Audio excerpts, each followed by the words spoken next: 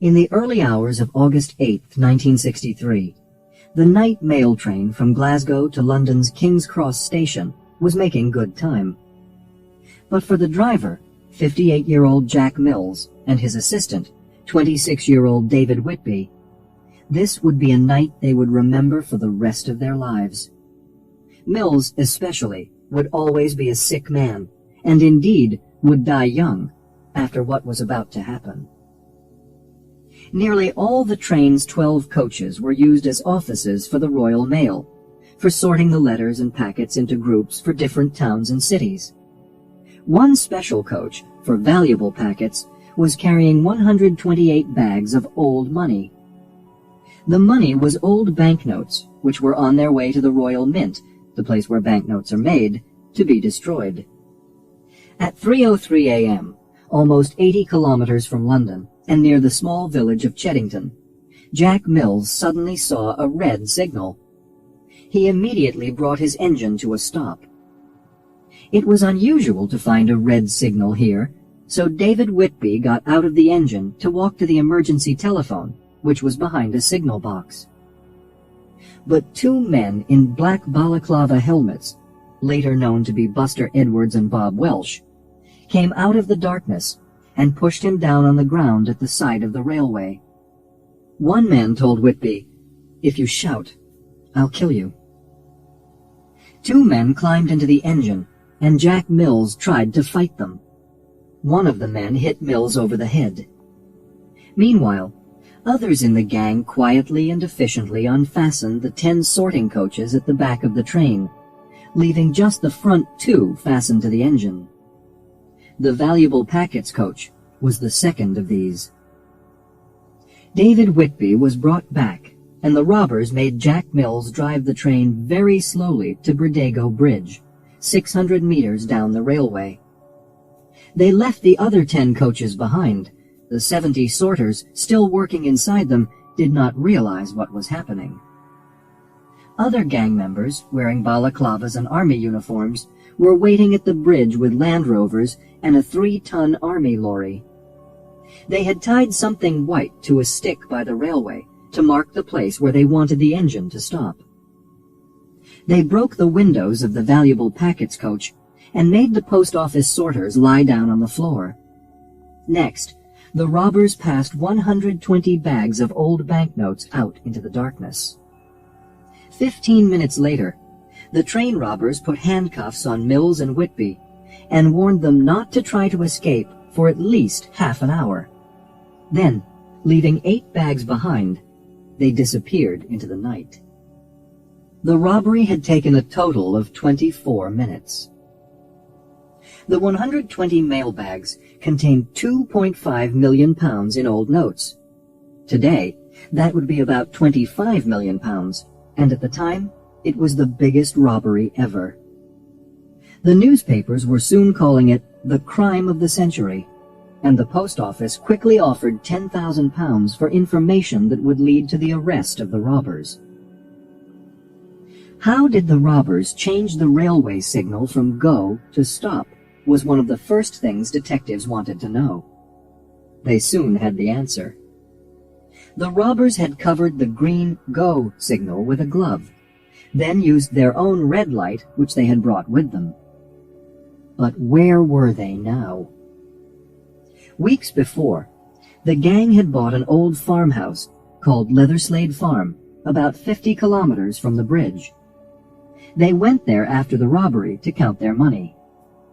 Each man would get more than £150,000.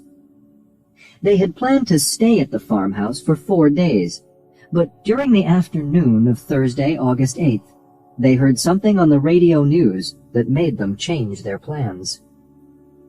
Buckinghamshire police announced that they were sure the gang were hiding not more than 50 kilometers from Bridego Bridge. In fact, the police were only guessing this because Mills and Whitby had been told not to try to get help for 30 minutes. The gang would have needed longer than this to go more than 50 kilometers to a hiding place. The gang left Leatherslade Farm on Friday, August 9th. By the following Monday, The police had found the farmhouse where they were hiding. Inside were post office mailbags. Before long, detectives had found the fingerprints of several people in the gang, some of whom were well-known criminals.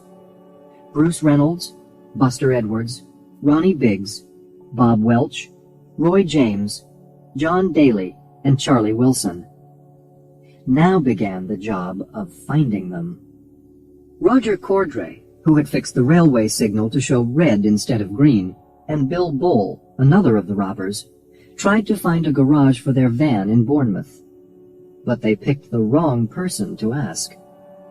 The owner of the garage was the widow of a policeman, and she immediately suspected something when the robbers paid her from a thick packet of banknotes. She phoned the police while the two men were putting their van into the garage. The police caught them and found £78,892 in the van. More of the money was found in 4 suitcases in a wood in Surrey on August 16th.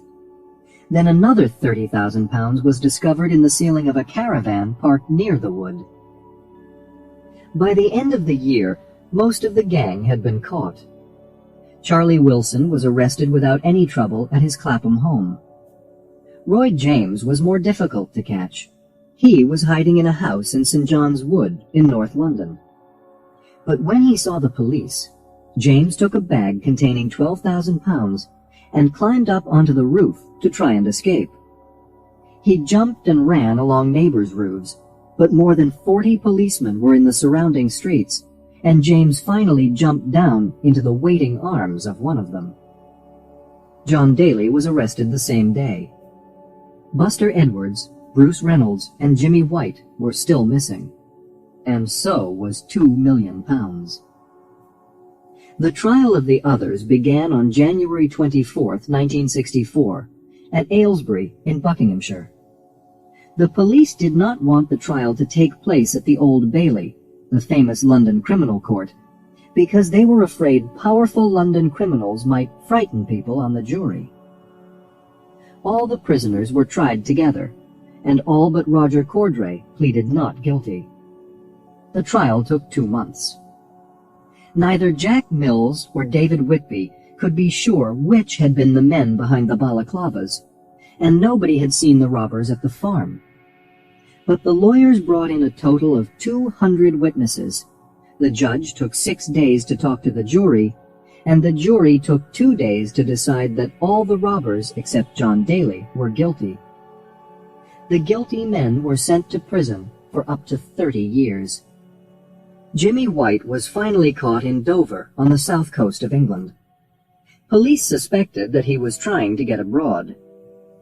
Buster Edwards gave himself up in 1966, and Bruce Reynolds, the leader of the gang, was finally caught in 1968. He was arrested in Torquay, in Devon, and was sent to jail for 25 years.